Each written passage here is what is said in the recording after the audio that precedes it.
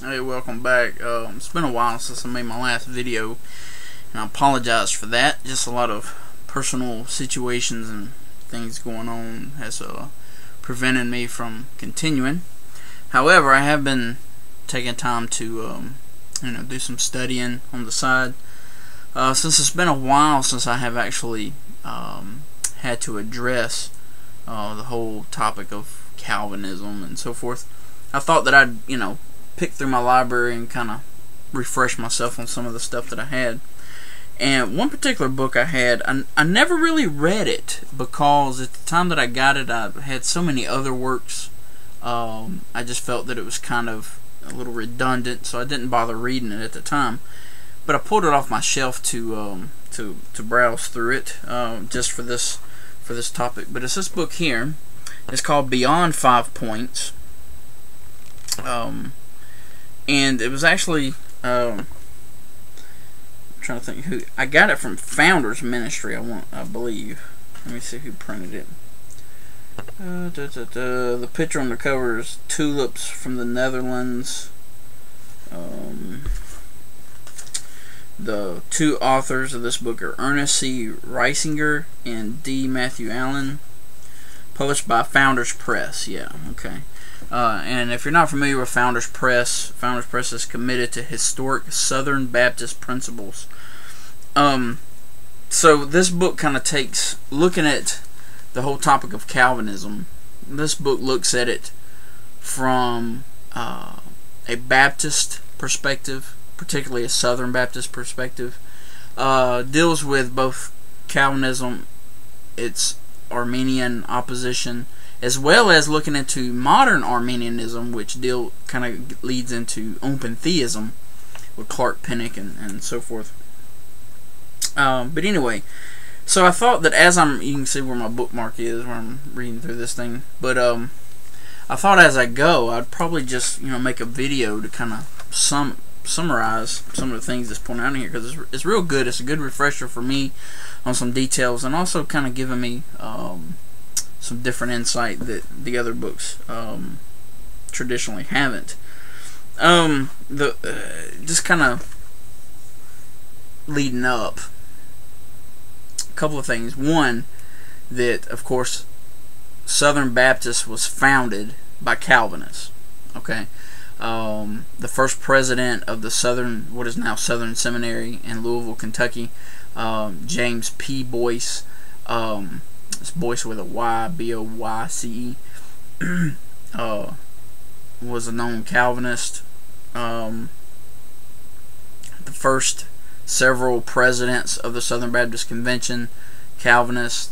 The matter of fact, I think he might have, I don't know if he was the first, but he was he was the longest serving president of the Southern Baptist Convention, and he was also president of the University of Georgia. And since I'm from Georgia, that's kind of, that's that's backyard country. Anyway, he was a Calvinist. So it's kind of interesting to see some of the works. John Dagg, I have his manual of theology somewhere on my shelf. He was a Calvinist. But anyway,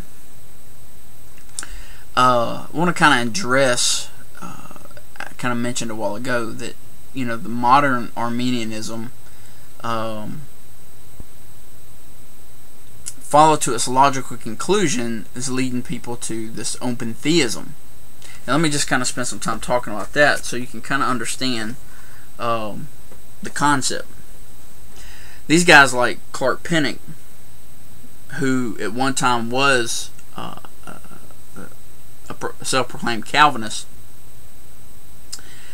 actually said that if you understand God's foreknowledge to be the Arminian view, which is that God just strictly sees beforehand the actions of people, he said that if God knows in advance what's going to happen,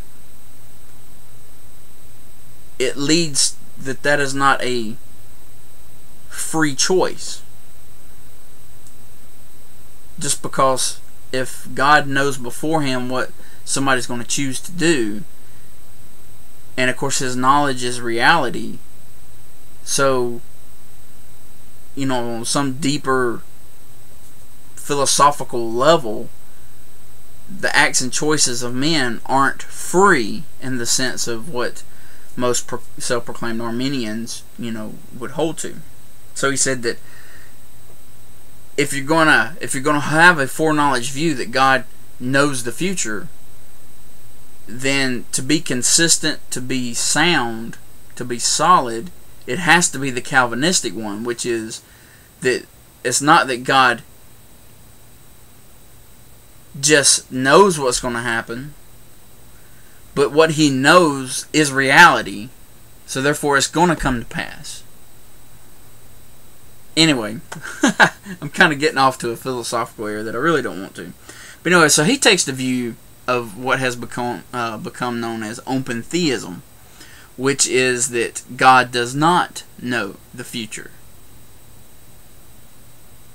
Now, I'm sure that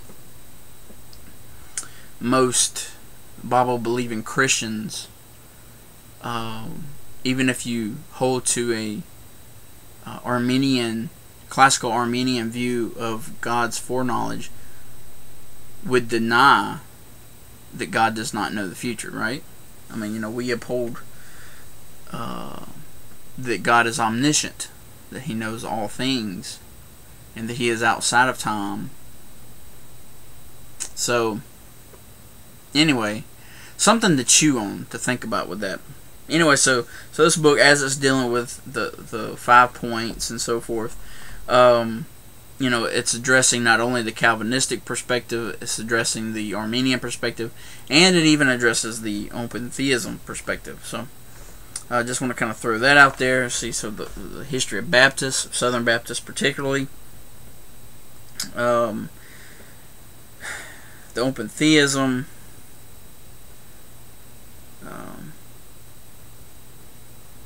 anyway, they don't deal with the 5 points in the order of the tulip. They actually start with election, which would be the U in the tulip.